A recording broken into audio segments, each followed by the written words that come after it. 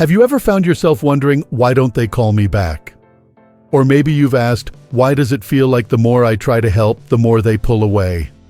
You raised your children with love, worked hard to give them everything they needed, and now, when all you really want is to feel close again, it seems like they're drifting further. And it hurts. It's confusing, it's lonely, and for many of us, it feels deeply unfair. You're not alone in this. I want to talk to you today, not as some expert with a cold lecture, but as someone who understands how deeply this touches the heart.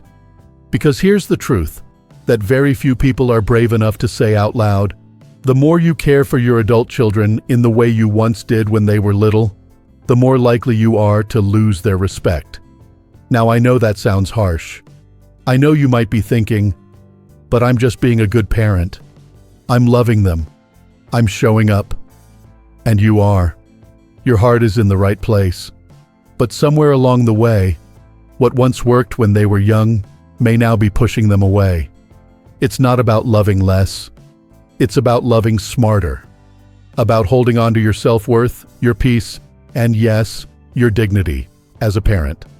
In this video, we're going to gently but honestly explore 7 common mistakes many parents make with their adult children. These are things done out of love, out of habit, out of fear, but they often have the opposite effect. They don't draw our children closer. They quietly build walls. So let's take a moment to breathe, and let's begin this conversation with kindness and honesty. Because once we understand what's really going on, we can begin to shift. And that shift can bring not just more respect, but a deeper, more authentic connection. Now let's begin with something many of us don't even realize we're doing: giving too much, too quickly, too often, and too unconditionally. As parents, giving is in our nature. We gave when they were little: time, money, advice, attention, comfort. And somewhere deep down, we hoped that if we just kept giving, they'd understand how much we love them. But the truth is, when our children become adults, constantly giving, especially when it's not asked for, starts to look different. It doesn't always feel like love to them. It can feel like control, like pressure, like a subtle way of saying, "You still need me, don't you?" Whether it's offering money, unsolicited advice, or rearranging your whole schedule to be there at their convenience, what you may see as support, they may see as interference. And here's the heartbreaking twist. The more you give, the more they can begin to feel suffocated. And once that happens, their respect for your boundaries, your time, and even your wisdom begins to fade. Sometimes we give because we're afraid of being left behind, afraid that if we stop giving, we'll lose what little closeness we have. But giving from fear never creates respect. It creates imbalance. And people, even our children, start to pull away from what they feel they don't have to work for. They stop appreciating it. They stop valuing it. I've heard from so many people in their 60s, 70s, even 80s who say, "But I don't expect anything in return." And I believe them. But even if your heart is in the right place, when giving becomes too easy, too frequent, or too automatic, it stops being a gift and starts becoming invisible. The road to being taken for granted is often paved with good intentions. Let's pause here and think of a time when you did something for your child that they didn't acknowledge, or even worse, seemed irritated by. It might have been something small like buying them groceries, or big like offering financial help. And when you didn't even get a thank you, didn't it sting a little? That feeling isn't just about them being ungrateful, it's also about you giving from a place that's no longer healthy. Which brings us to another common trap: putting their lives at the center of your own. It's natural to want to be involved in your children's lives, but when that becomes your main source of purpose, it quietly tells them that your life revolves around theirs. And you know what that often does? It actually makes them less likely to include you. They may not say it out loud, but they start feeling a strange kind of pressure. They worry that if they don't call enough, visit enough, share enough, you'll be hurt. And no adult wants to feel like their parents' happiness depends on them. That weight becomes heavy, and they respond by backing away. When you drop everything the moment they ask, when you're always available, always checking in, always asking how they are, they start seeing you not as a wise, grounded presence, but as someone who's always waiting. And nobody chases what's already waiting. Respect comes not from being ever present, but from having a life that doesn't stop just because your child didn't return a text. Think about that. When you were younger, didn't you admire the people who had their own rhythm, their own energy, their own boundaries? They were strong. They were respected. That's what your children need from you now. Not someone who puts everything aside for them, but someone who stands strong in their own story. And if you're sitting there thinking, but I just want to feel useful, I get it. Being needed gave your life meaning for so long. But here's the shift. It's time to be meaningful, not needed. Your value is not in your ability to fix their problems. It's in your wisdom, your presence, and your quiet strength. You can be a lighthouse without chasing the ships. Now let's talk about something else we often do without realizing it. Offering advice when it wasn't asked for. You see your adult child making what looks like a mistake, maybe with parenting, maybe finances, maybe relationships. And your instinct is to step in, to help, to guide, to save them from the heartache you already know too well. But unsolicited advice, no matter how well-intentioned, often feels like criticism. It says, I don't think you can handle this.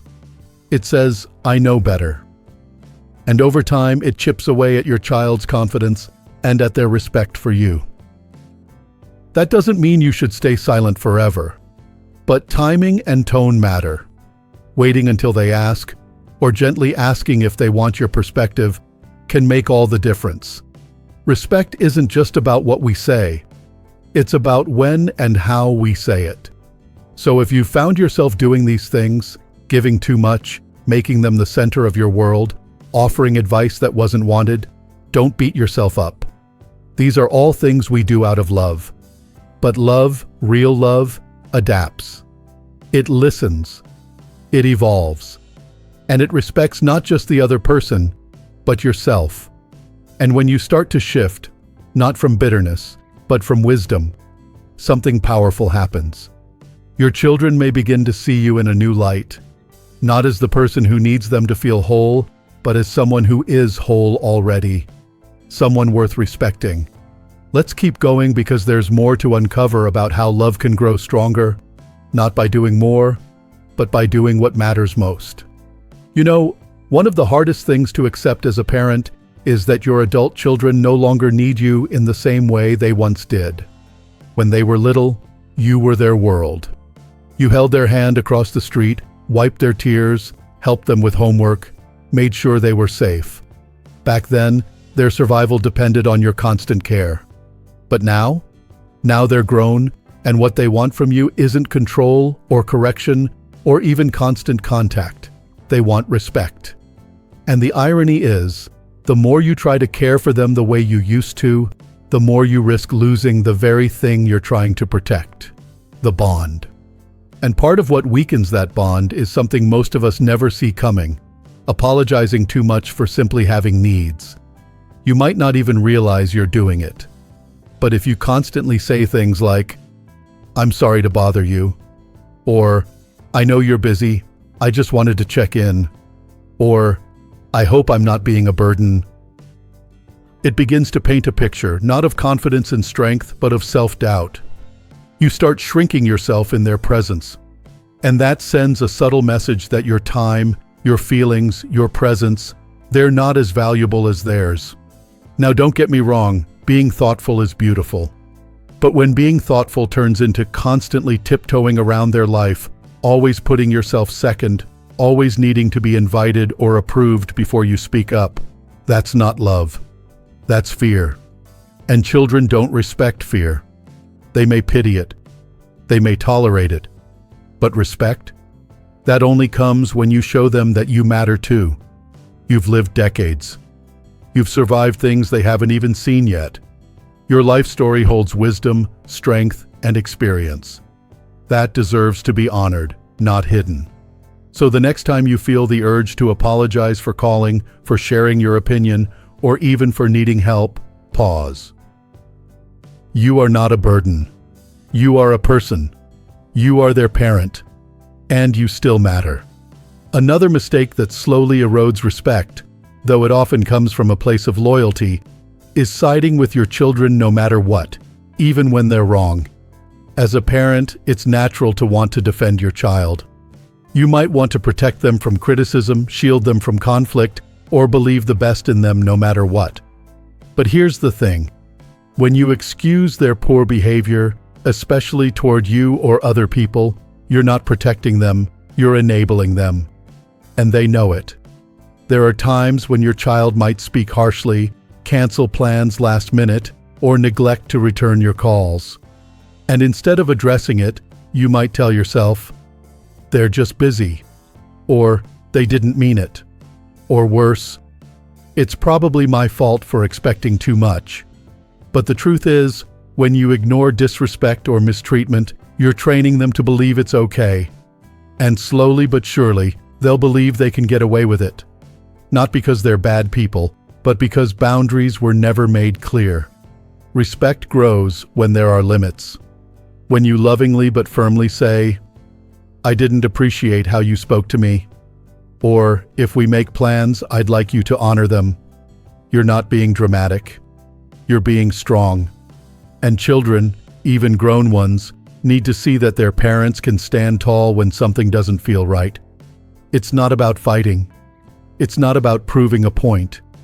It's about holding space for yourself in the relationship. When your love has no lines, no expectations, no standards, it begins to feel less like love and more like obligation. An obligation is not the soil where respect grows. And that leads to another trap many parents fall into: keeping score. You know what I mean. That quiet little voice that says, after everything I've done for them, they couldn't even visit on my birthday? Or, I raised them, sacrificed for them, gave them everything, and this is how they treat me? Those thoughts are real. They come from pain, and they deserve to be acknowledged. But if you start turning your love into a ledger, counting the sacrifices, the favors, the disappointments, you'll only end up bitter. Bitterness poisons respect. Because while it's true that you've done so much for them, parenting is never a transaction. We don't raise our children for thanks. We raise them so they can live without us. But even so, it's okay to feel hurt when they don't show appreciation. You're human. It only becomes a problem when those feelings harden into resentment, and that resentment starts to leak into your conversations, your tone, your expectations. You might say, I don't ask for much, but if you're always reminding them of what you've given, they'll feel that pressure. And pressure doesn't bring people closer. It pushes them away. Instead of keeping score, try this. Communicate clearly. If you want more connection, say so. If you're feeling unappreciated, express that calmly. Don't expect them to read your mind or remember everything you've done. Give them the chance to show up because they want to, not because they feel guilty. That's when true respect starts to grow. When love is given freely, but boundaries are clear, and your needs are spoken, not buried. And maybe one of the deepest mistakes we make, one that comes from love, but quietly chips away at our power, is making our children responsible for our emotional happiness. You might not say it out loud, but it shows in small ways. In the silence after they forget to call, in the sadness that creeps in when they spend holidays elsewhere, in the way you light up when they finally visit and dim when they leave. And when that happens too often, they start to feel the weight of your emotions. They start to feel responsible for your joy or your pain. Now, don't misunderstand me. Wanting a relationship with your children is natural. Missing them is human. But when they start to feel like they have to manage your emotions, check in just to keep you from being sad, visit because they feel guilty, call because they're worried you'll be hurt, that's not love. That's emotional obligation. And again, obligation is not where respect is born. Your happiness is still yours to hold. Your joy can still be sparked by things outside of them. Your hobbies, your friends, your passions, your memories. When they see that you are still a whole, vibrant person, someone who doesn't crumble when they're absent, they'll begin to admire you again. They'll want to come around not because they have to, but because they want to. This stage of life, your 60s, 70s, and beyond, it isn't the end of your story. It's the beginning of a new chapter. One where your wisdom has weight, where your presence has value, and where your energy doesn't need to chase anyone. You've done the hard part, raising, guiding, sacrificing. Now it's time to reclaim your dignity, your strength, and your peace. Because when you show your children that you are not someone waiting to be loved, but someone already standing strong in love, they will see you with new eyes. You know, as we grow older, we're taught to let go of many things. Our careers, our daily responsibilities, sometimes even our homes. But one thing we should never let go of is our self-respect. And that includes the way we show up in our relationships with our children. Because here's the truth.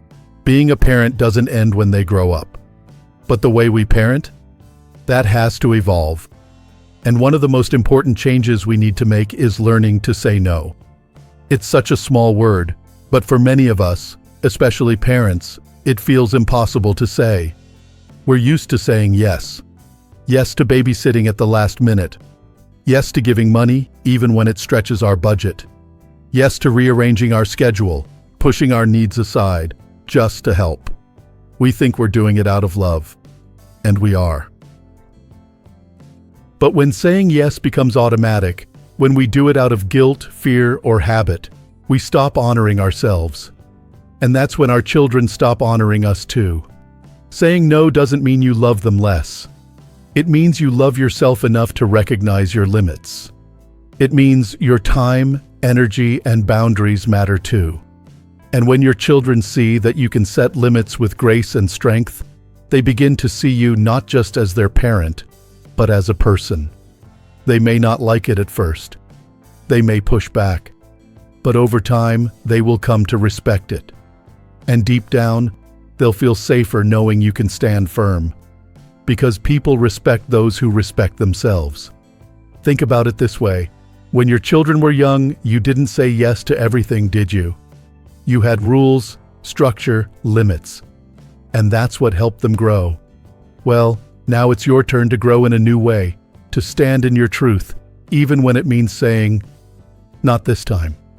And finally, perhaps the most subtle yet powerful mistake we can make as parents is giving love in a way that seeks approval. We don't mean to do it. But after all these years, especially if the relationship has grown distant or strained, we start to hope that maybe if we just love a little harder, give a little more, stay a little quieter, they'll come around. Maybe if we're just easy to deal with, agreeable, never upset, maybe then they'll visit more. Maybe then they'll say, "I love you" first. Maybe then we'll feel close again. But love that asks for permission to exist is not love. It's a plea. And you, my friend, don't need to beg for a place in your child's life. You earned that place through decades of care, sacrifice, and unwavering presence. You don't need to trade your truth for a crumb of affection. You are still worthy of being seen, of being heard, of being loved, not because you're perfect, but because you are real. And real love doesn't require shrinking. So if you've been holding your breath, waiting for their approval, their attention, or their invitation, exhale. You don't need to earn what should be freely given. Instead, focus on loving from strength, not fear. From fullness, not emptiness. When you show up as someone who doesn't chase, doesn't pressure, doesn't lose themselves just to be accepted, you become magnetic. Your children may not say it out loud, but they notice. They feel the shift.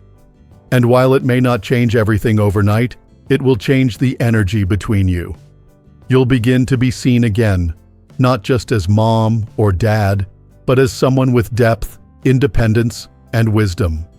That's when the relationship begins to evolve, not out of guilt or duty, but out of mutual respect. You see, this stage of life isn't about clinging tighter. It's about standing taller. It's about turning your gaze from the past and looking toward a future where your relationships are rooted in truth, not need. Where you can love without losing yourself. Where you can give without being emptied.